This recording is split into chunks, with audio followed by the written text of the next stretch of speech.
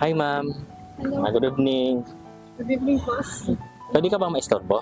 Yes, sir. Pwede lang po. Pwede lang. Pwede bang magtanong sa'yo about life? Yes po. Okay lang. Ano ma'am ang pangalan niyo ma'am? My name is Joby po. Ilan taon na kayo ma'am? I'm 20 years old po. Estudyante pa kayo? Yes, sir. From Ascot po. Wow. Anong course yun doon ma'am? BSME Engineering po. Madali ba? Madali, sir, kapag pagporsigido ka po talagang mag-aral at saka matuto. Tsaka pag may review, sir. Ay, nahihirap ba in terms of financial? Yes, sir. Hindi naman po talaga maiwasan yun. Lalo na po kapag hindi po talaga stable yung financial poverty sa family po, sir. At nahihirapan po talaga. May times baga ma'am na parang gusto mo lang tumigil dahil nakikita mo yung sitwasyon. Since third year na po ako, ilang taon na rin po ako sa college. Dumating na po sa point na talagang nag-isip po ako na mag-stop muna ako tapos pumasok po muna ako sa work. Ganun. Natuloy ba yun? Hindi po. Bakit?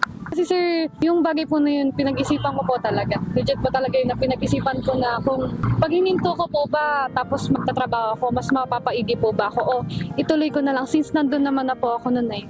Ilang taon na rin po ako sa college. So yun, mas pinag-isipan ko po talaga, bali ilang days ko po yatang pinag-isipan kasi sobrang ano po ako sa financial nun, na short po talaga ako. Ituloy ko na lang kasi nandun naman na po ako. Tsaka magagawa ko naman na po siya ng parang. Wow. Ibig sabihin yung ginagawa mong paraan na yan para sa pangarap mo din. Yes sir, talagang lawak po ng sakop nung gagawin kong paraan na yun. Malaki po yung magiging epekto nun kapag ginawa ko po yung paraan yung isang problema ko na yun. Meron ba kayong inspirasyon? Family lang po talaga, tsaka yung sarili ko na rin po, yung future po. Gaano mo kamahal yung family mo? Sobra sir. Sa punto pong panaginip, kailangan na hahanapin ko nga sila sir kapag nananaginip po ako. Tapos yun, gusto ko hahanapin ko yung family ko doon, may tatakbuhan ko sila. Yun sir.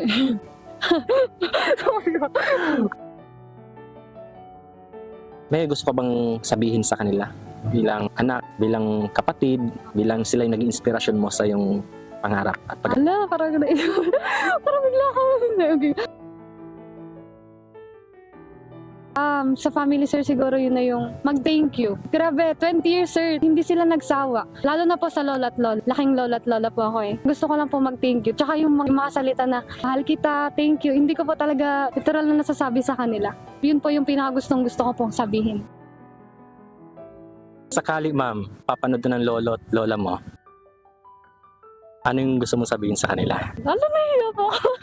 Nahiya to. Mami, dade, thank you po sa lahat. Nakabot na po ako ng college.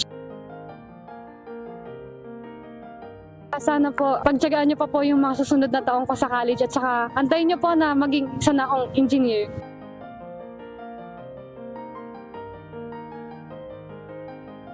Para sa iyo ma'am, paano maging tunay na masaya? Siguro po yun na yung i-cherish mo yung bawat oras mo. Motto ko po talaga, kalalo kapag may pera po ako. Yung pera sir, babalik pa. Pero yung time na yun, hindi na po may mababalik.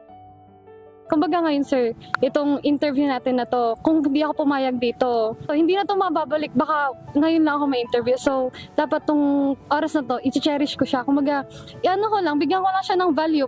Hanapin mo yung pinaka-positive na side nung isang oras na yun o isa yung pangyayari na yun sa buhay mo.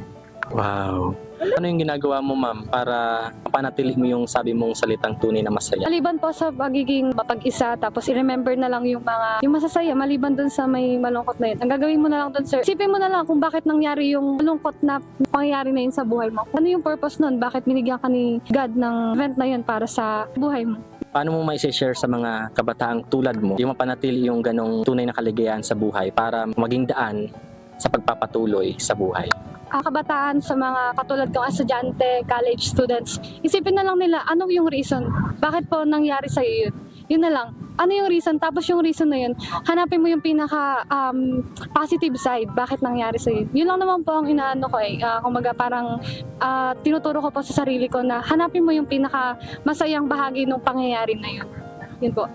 Salamat ma'am, ano? Yes, sir. Thank you so much. Thank you po. Pag-share ng buhay.